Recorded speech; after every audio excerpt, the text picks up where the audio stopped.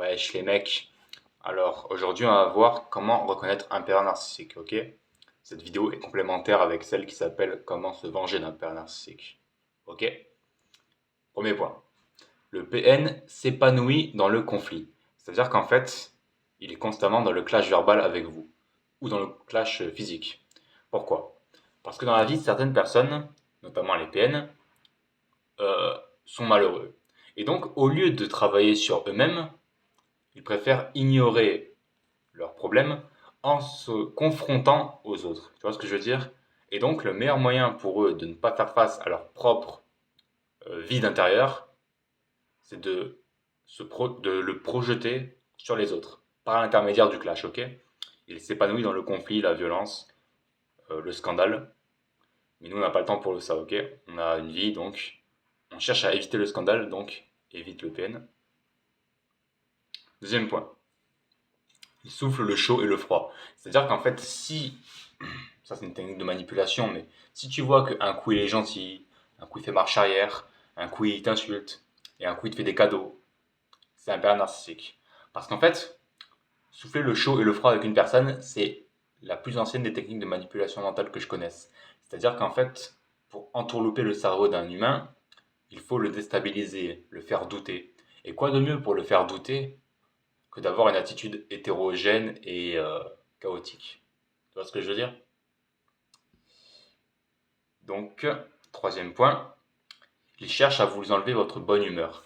C'est-à-dire qu'en fait, il ne supporte pas de vous voir heureux. Tout simplement parce que, comme je t'ai dit, le PN est malheureux.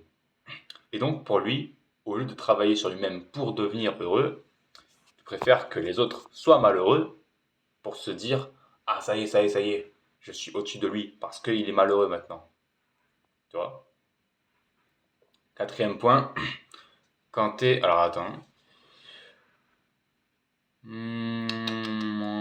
Il vous éduque et se prend pour votre chef en fait. C'est-à-dire que parfois, quand vous allez dévier du jeu narcissique et ne pas lui obéir, ou ne pas vous laisser intimider par lui, il va vouloir vous soumettre par la punition. C'est-à-dire qu'il va peut-être vous frapper, vous insulter, vous rabaisser, vous faire du chantage, vous piquer des affaires personnelles, voire menacer de, je sais pas moi, de faire du mal à quelqu'un que vous aimez. Enfin bref, il va vous faire du chantage pour vous soumettre à lui en fait. Ok? Parce que vous ne vous soumettez pas au jeu narcissique. Et inutile de vous dire que peu importe qu'il pleut, qu'il vente ou qu'il neige, il ne faut pas se soumettre, ok? Alors, cinquième point, il vous dépersonnalise. C'est-à-dire qu'en fait, si vous avez une personnalité affirmée, un style affirmé, un caractère affirmé, eh bien, il va vous prendre et vous piquer tout ça. Que ce soit votre attitude, votre look vestimentaire, c'est-à-dire qu'il va faire exprès de reproduire certaines choses que vous faites, de s'habiller comme vous, de parler comme vous, et dire: ah, mais pourquoi tu me recopies? Alors qu'en fait, c'est lui qui vous copie. Mais c'est une manière en fait de s'approprier la personnalité de l'autre. Parce qu'en fait, tu l'auras bien compris, le PN n'a pas de personnalité. Il est comme une armoire vide, tu vois ce que je veux dire? Et donc, pour se sentir plein, il préfère prendre le visage des autres, ok? Sixième point, il est trop sociable. C'est-à-dire qu'en fait, le PN va vouloir élargir sa cour d'admirateurs, parce qu'il a des admirateurs, hein, il est doué pour faire des lavages de cerveau.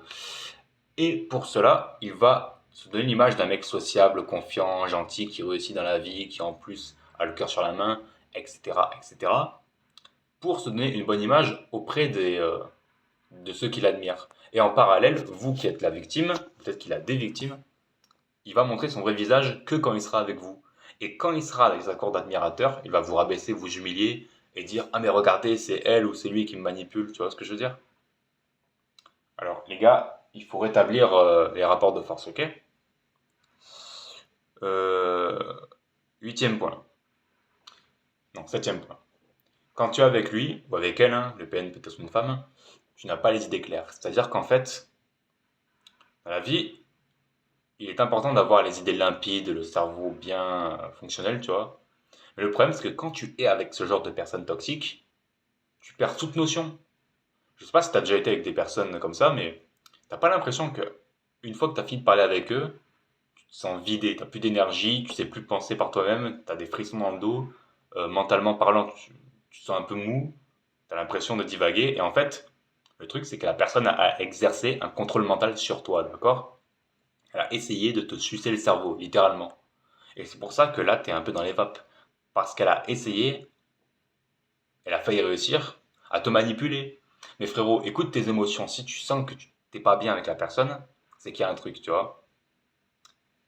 N'oublie pas comment les gens te font te sentir quand tu es avec eux, ok? Et enfin, huitième point bonus, euh, je dirais que il y a toujours un intérêt à traîner avec quelqu'un, que ce soit émotionnel ou matériel. Le PN, il a un intérêt émotionnel avec vous, parce qu'en fait, tout simplement, il n'est pas capable de rester seul. Ok? Donc si tu vois que la personne, elle a un vide intérieur, qu'elle se sent un peu dépersonnalisée, complètement inutile, et qu'elle essaye de projeter ça sur toi, c'est un PN, ok? Je résume. Alors, 2 secondes.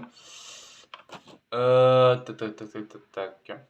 Le PN est constamment dans le conflit, car il s'épanouit dans le conflit.